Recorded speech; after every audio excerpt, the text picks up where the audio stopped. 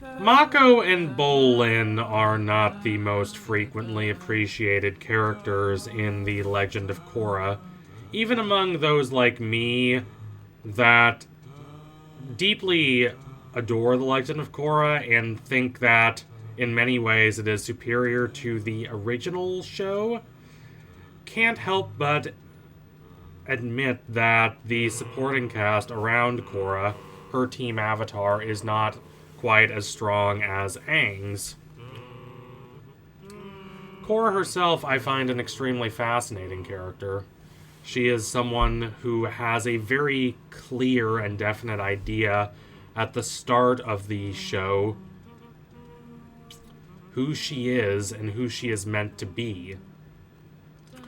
This worldview is naive, and her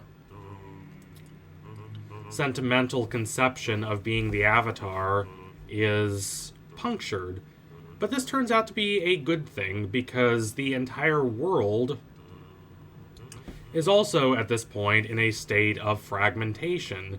It's in a state of constant transformation. It's in a state of modernity, where the old certainties have fallen away, where the old wisdom is no longer applicable, where instead of a basic sense of cohesion and harmony, there are a number of different groups and factions fighting, many of which make reasonable points and critiques of the status quo. Korra, instead of learning one perfect way she needs to be, the perfect goals and duties of the Avatar, ultimately realizes after much struggle and strife that there is no single predefined idea anymore of who she needs to be and how she should fill this role.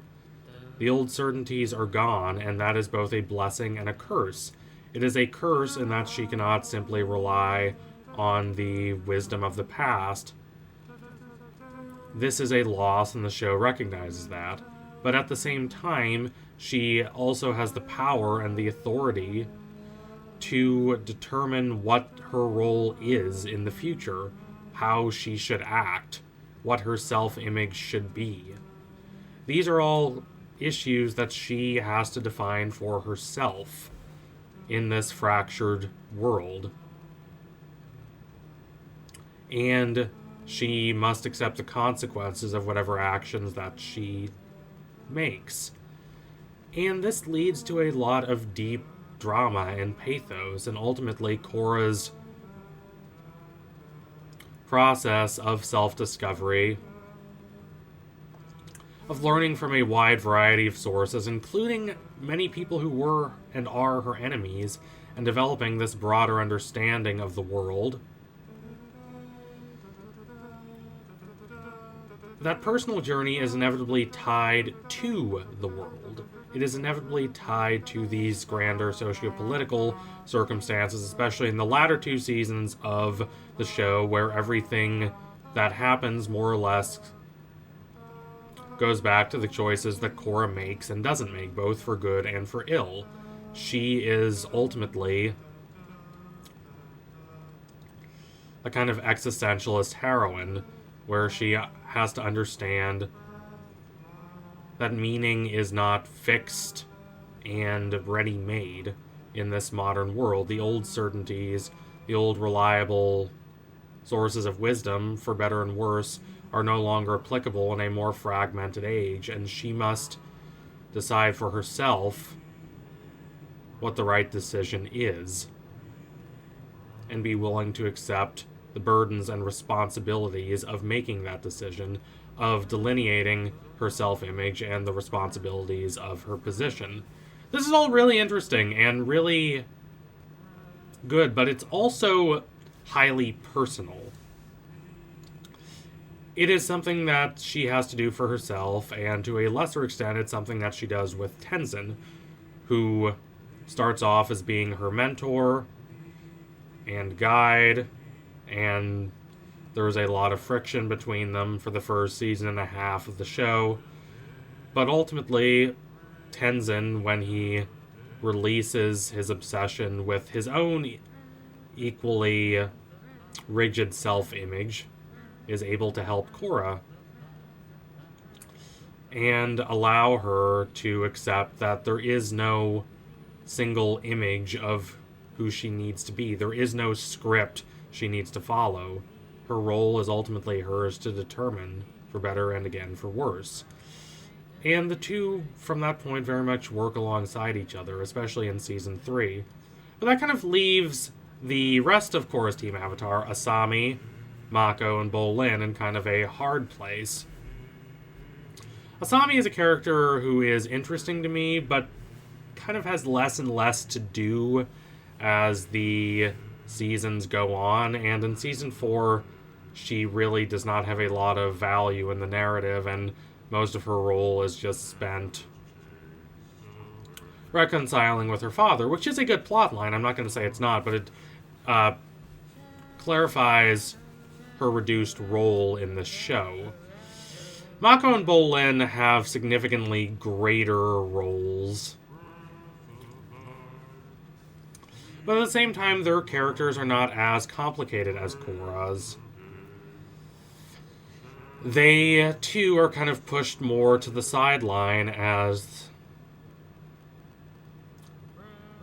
Korra ultimately understands that her greatest challenges are not defeating the evil bad guys that threaten the world, but ultimately having to decide for herself how to handle the responsibilities and burdens of her position and her conception of herself.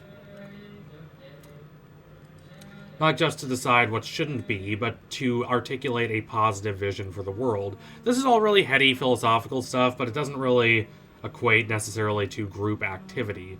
So Mako and Bolin are initially, from a first glance, more side characters, but they really do tie into the overall ideas and narratives of the show. One big way of that is class. Avatar does not really talk a lot about social class. There's not a lot of mention of the differences and discrepancies between the haves and have-nots, even though these characters are deeply haunted. They are people that were born with a certain degree of privilege that Mako and Bolin do not have. Korra is a fundamentally modern show, and Mako and Bolin are fundamentally modern protagonists. They are kids growing up on the streets of a city that did not even exist at the time of Avatar: The Last Airbender.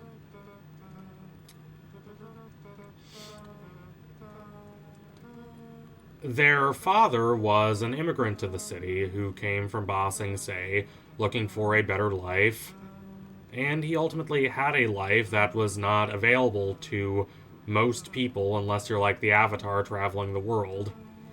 That is to say, he went into contact with a lot of different groups of people and married a girl from the Fire Nation. That certainly would not have happened had he stayed in Ba Sing Se. And he has two mixed-race kids, Mako and Bolin, the Firebender and the Earthbender. Their parents are then killed by urban crime. Sadly, very much a reality in these fast-growing, chaotic cities of the 19th and early 20th centuries. And they have to struggle and fight just to survive. And that leads Mako certainly to do some questionable things, to ally with questionable people.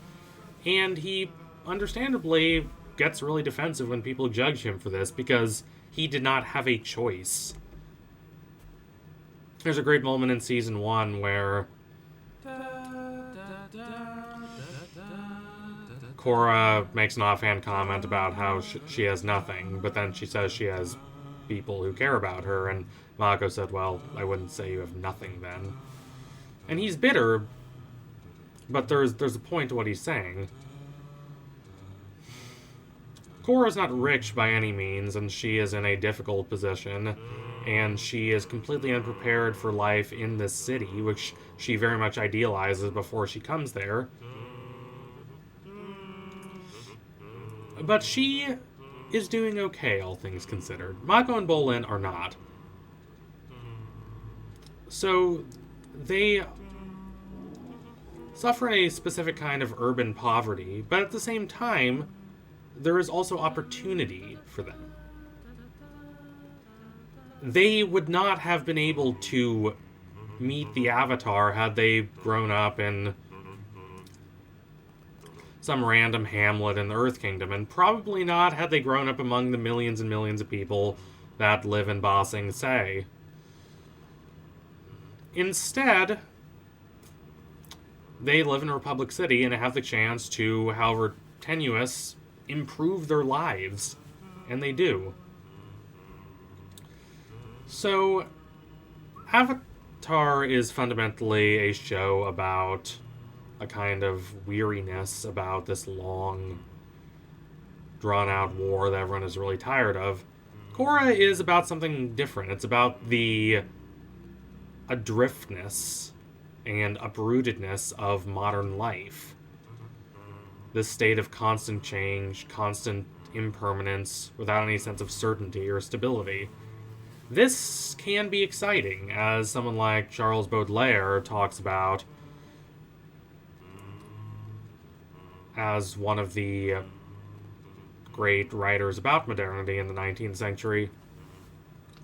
How nothing is merely stable or constant. Everything is always in a process of constant dynamism and movement and energy.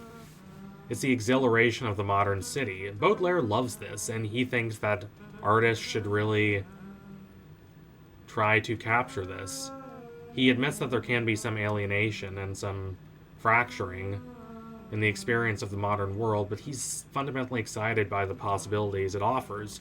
One can just wander about and see a plethora of sights. He's the ultimate flaneur. But the flaneur is ultimately a kind of privileged class of person, not simply because they are, certainly in 19th century France, almost entirely male, but also because there is a element of class privilege there as well. The person who is wandering about, going where they will, enjoying the little vignettes on the street, is not someone usually who has to really stay with the grime and the uncertainty of life in the modern city. Simone Weil talks about that uprootedness as fundamentally a condition of modernity. This state of being adrift, of not having a greater whole, a greater social fabric to attach oneself to. Simply drifting on the impulses and caprices of the commercialistic, transactional environment of the modern world. It's not so exciting, especially if you don't have anyone. Now, obviously, losing one's parents is not something that only happens in industrial modernity. But remember, if Mako and Bolin had stayed in Ba Sing Se, even if they're, well, they wouldn't exist, obviously, because they only exist because they're a combination of one Fire Nation parent and one Earth Nation parent. But imagine that their father had stayed in Ba Sing Se and had married some random local girl there. Then, even if the parents were killed, there would still be this larger extended family to care for them. That's not the case in Republic City. That's not the case in this constantly fluctuating modern world where everyone is increasingly atomized and individualized. They don't really have a lot of help and support there. And as such, it's a major relief when they are able to reconnect with those roots, when they return to Ba Sing Se and see their family again. It's a deeply moving moment, and I'm always struck when Mako gives up that scarf to his grandma. That scarf is his most valuable possession. But he knows and senses that she kind of needs it more than he does. So he gives it to her. It's also a great season for Mako and Bolin because it makes them much more than just wacky side characters. Bolin finally gets to have more family that he can really enjoy the company of. He's always wanted that. For Mako, he really is not in a good position at the start of Season 3. He was thrown in jail for a large part of Season 2. He somehow lost 2 very valuable, wonderful relationships with Korra and Asami, and he's just not happy. So he throws himself into his work, but that doesn't really solve his problems. But in Season 3 of Korra, he gets to reconnect with his family.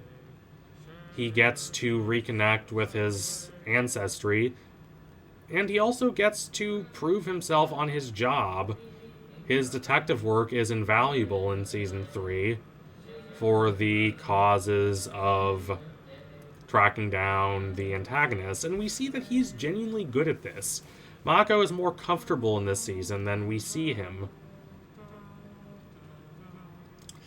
And that all very much ties to these grand themes of Season 3, which is very much about rebuilding fractured communities. In a time of great fragmentation and uncertainty in a fundamentally modern and impermanent world. And it's a challenge. Korra fully admits that. And yet it's a challenge worth connecting to. She and Tenzin go through such lengths to protect this new air nation and to bring these people together and to try to make them see themselves as part of a larger whole. And Mako and Bolin really reconnecting with their family and eventually helping that family survive ties into that sense of sacrifice for the sake of a greater community, for that sake of reconnection. The kind of sacrifice that's ultimately revitalizing, that nourishes instead of depletes, because it's in the service of connecting with a greater whole. So thank you all for watching. If you liked what you saw today, don't forget to like, comment, and subscribe. Donate to my Patreon if you can, and you want to see more videos like this before anyone else. Keep watching Korra. It's a really good show. I highly recommend watching more of it. Adios, comrades.